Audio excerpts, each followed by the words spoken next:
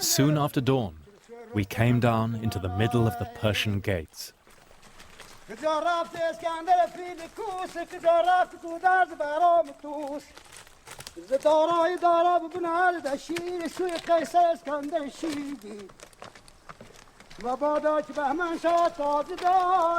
Alexander's desperate gamble had paid off.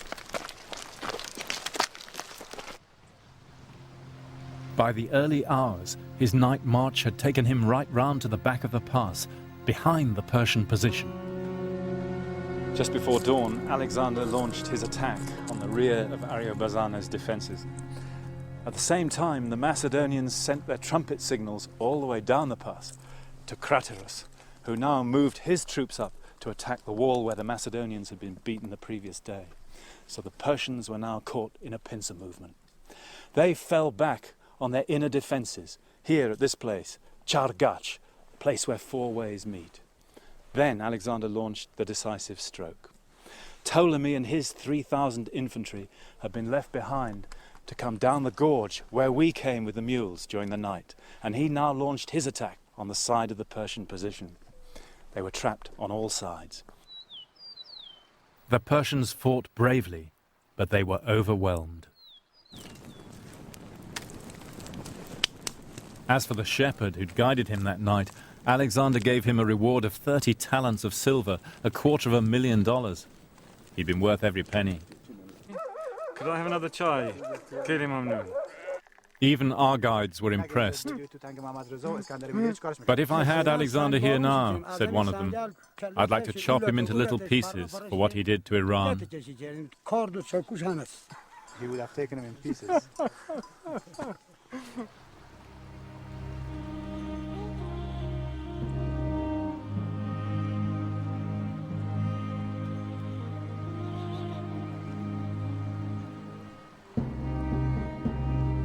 The road to Persepolis lay open.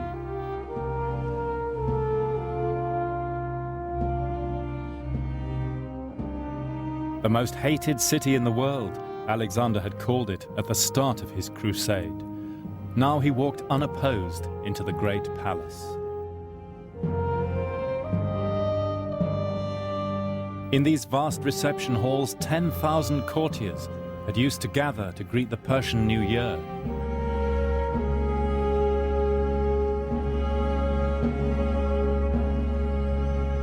Ambassadors from 35 countries had queued here to receive the blessing of the great king and the god of wisdom, Ahura Mazda.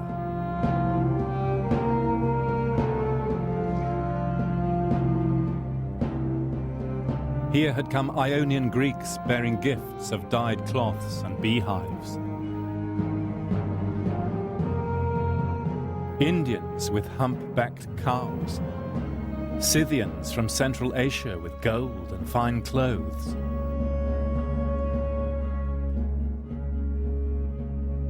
This was what it meant to be a king.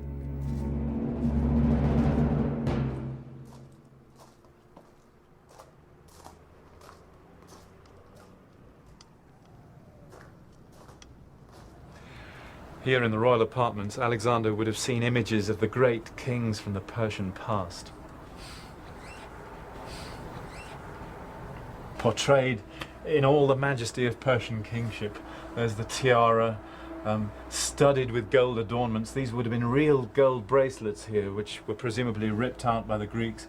He would have had facial cosmetics, the beautifully curled beard, and attended by all the flunkies of the court, the bearer of the ointment pot, and the towel, and the fly whisk, and the sunshade. To the Greeks, this must have reinforced all their stereotypes about Oriental people and their political systems. It was Oriental tyranny personified. But this, we always have to remember, is a tale told by the victors. In Persian eyes, their state was the embodiment of justice, guided by the god of wisdom, Ahura Mazda.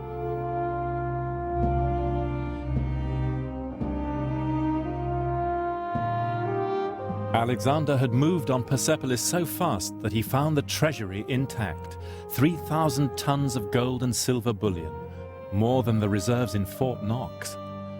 Into his hands had fallen the greatest treasure in history. He could finance any war he wished now, even to the ends of the earth.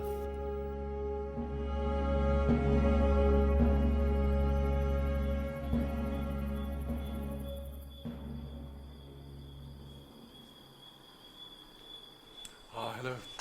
Thank you very much. Thank you, that's lovely. Good night. Kelim Mamoun. Good night. That night I stayed in the old hotel below the palace ruins, just where Alexander must have pitched his tent. He waited here now for 3 months. Darius was still at large in the north, and no Persians came to acknowledge Alexander as king. There were arguments among the Greeks about what to do next,